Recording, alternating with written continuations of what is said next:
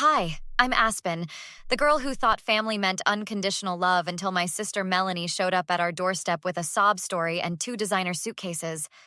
I glanced at the scattered boxes in my best friend Olivia's guest room. I still can't believe my mom chose her over me.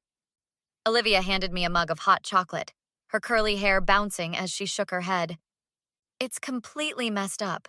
Your sister hasn't been home in what, 3 years? And suddenly she needs family support and you're out on the street? 4 years, I corrected, wrapping my hands around the warm mug. And yeah, apparently my bedroom makes the perfect healing space for her. What did your mom actually say? Olivia perched on the edge of the bed, her brow furrowed. I mimicked my mother's high-pitched, anxious voice. Aspen, honey, Melanie's going through something terrible. She needs to be surrounded by family right now. You're always so independent and strong. Couldn't you stay with a friend just for a little while? A little while? Olivia raised an eyebrow. It's been 2 weeks. And now Mom won't return my calls. I sighed, slumping against the wall. Dad's texting me that I need to give them space and be the bigger person. Your dad's still defending this? Olivia's voice rose in indignation. He always takes Mom's side. You know how he is. Anything for peace in the house. Did you even get a chance to ask questions? Olivia asked, tucking her legs underneath her. Barely.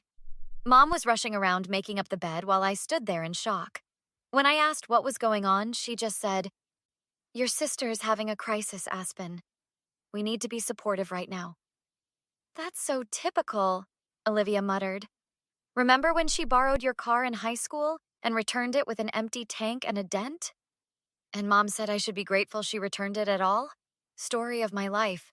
Melanie creates chaos and I pay for it. My phone buzzed. I glanced down at the screen and frowned. It's my cousin Jenna. Hey, Jenna, I answered, putting the phone on speaker. Aspen, oh my God, I've been trying to reach you. Is it true? Did Aunt Carol really kick you out? Yeah, she did. Melanie's back and apparently needs my room for her healing journey or whatever. There was a long pause on the line. Aspen, do you know why Melanie's actually back? Family support? I rolled my eyes at Olivia. No. Jenna's voice dropped to almost a whisper. Uncle Mark called my dad yesterday. Melanie got fired from her job in Boston. Something about company funds going missing. She didn't come home for support. She's hiding out. I sat up straight. What? And that's not all, Jenna continued. My dad mentioned something weird. Apparently, Aunt Carol's been transferring money to Melanie for years. Like, a lot of money.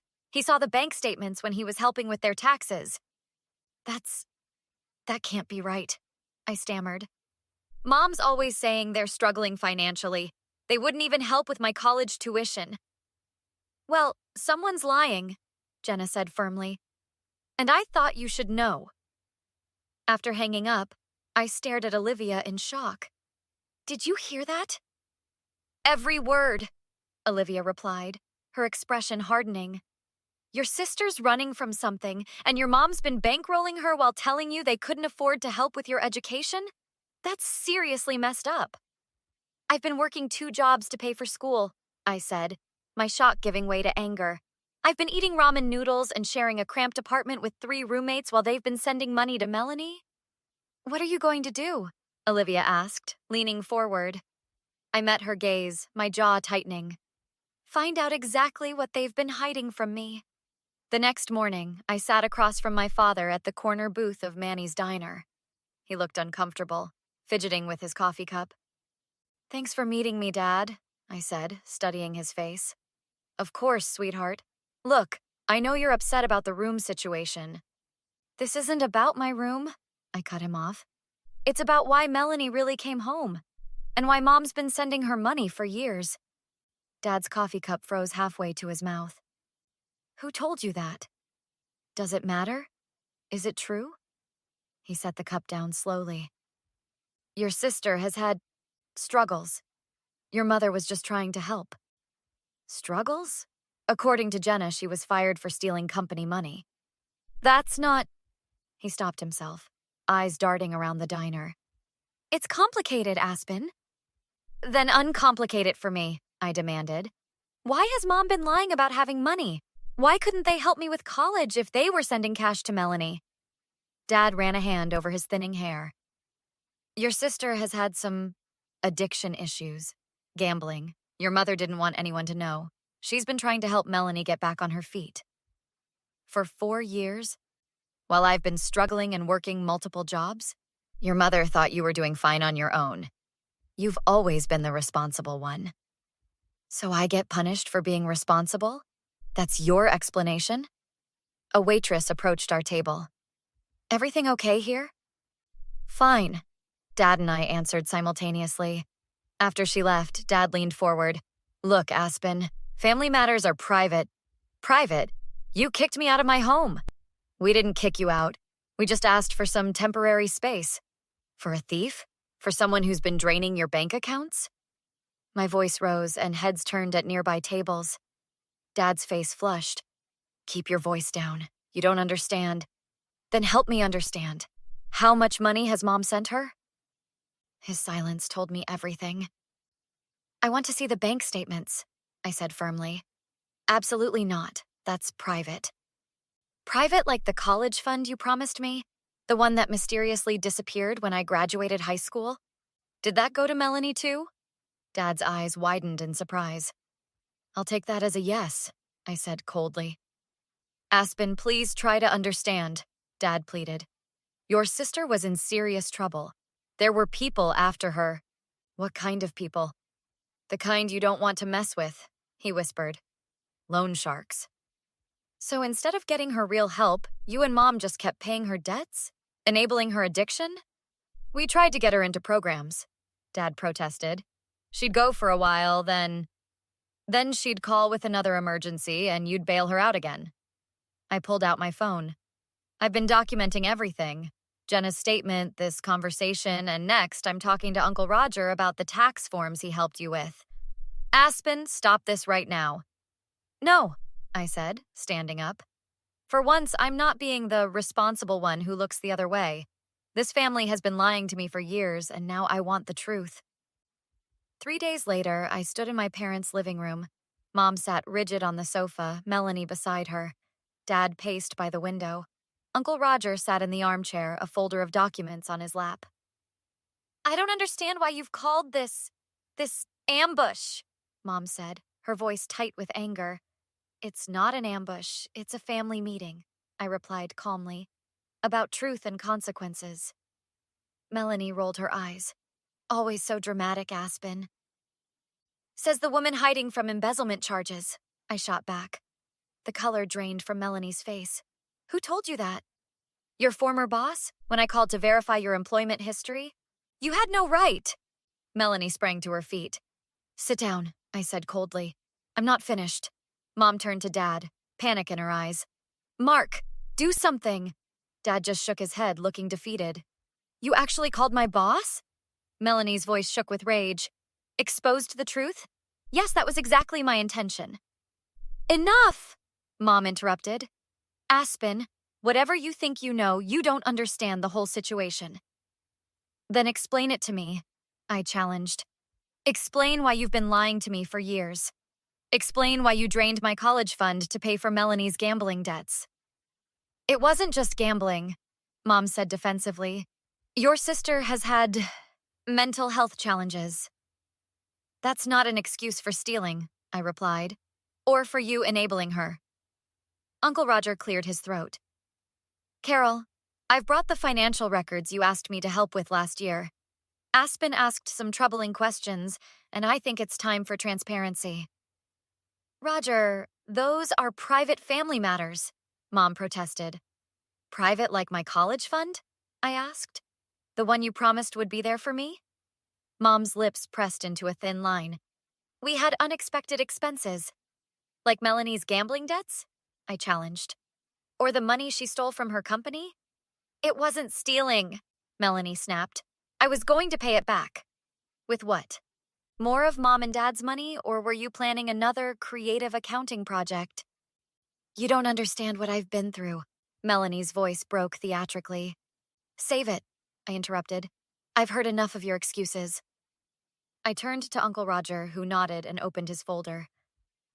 Carol, Mark, he began seriously. Over the past 4 years, you've transferred approximately $127,000 to Melanie's accounts. Mom gasped. Dad sank into a chair. That can't be right, Dad muttered. It is, Uncle Roger confirmed. I've documented every transfer, including the $43,000 from Aspen's college fund. The room fell silent. You told me that money was gone because of market downturns, I said quietly to my parents. You watched me take out loans and work multiple jobs. You let me believe you couldn't afford to help me. We were trying to save your sister, Mom whispered. By sacrificing me? It wasn't like that, Dad protested weakly. It was exactly like that, I countered. And now I want to know what you plan to do about it. Melanie stood up again, panic in her eyes. What do you mean?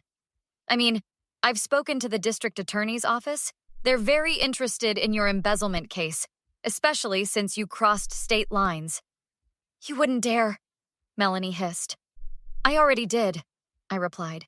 They're expecting you to turn yourself in by tomorrow. If you don't, they'll issue an arrest warrant. How could you? Melanie's voice cracked. We're sisters.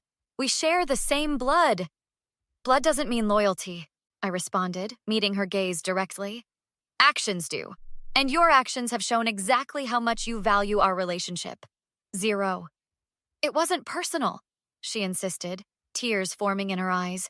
I was desperate. And I wasn't? Working 2 jobs, taking out loans, living on ramen while you were living it up in Boston. The difference is, I didn't steal or manipulate to get what I needed. 6 months later, I sat across from my parents at the mediation table. Their attorney looked uncomfortable. Mine looked confident. The terms are straightforward, my attorney explained. Full restitution of the college fund that was promised to Aspen, plus interest. Additionally, compensation for the living expenses she incurred when she was displaced from her home. This is extortion, Mom said, her voice brittle.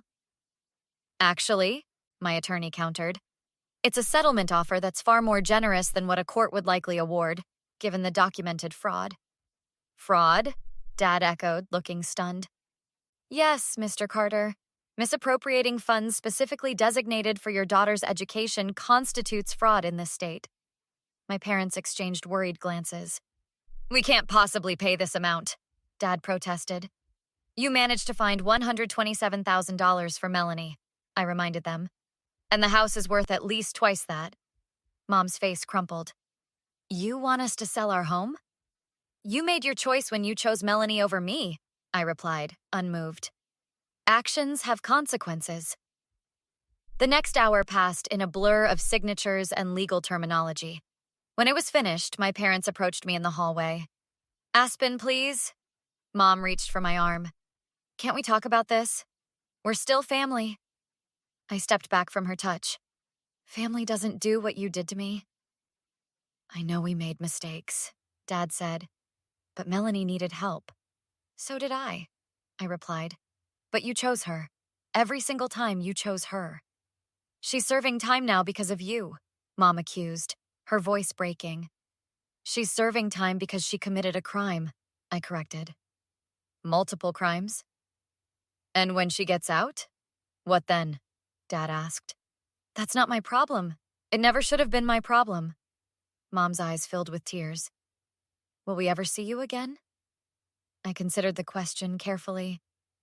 I don't know. Maybe someday when I've finished my education. The education I'm now able to complete without working myself to exhaustion. We love you, Aspen, Dad said, his voice cracking.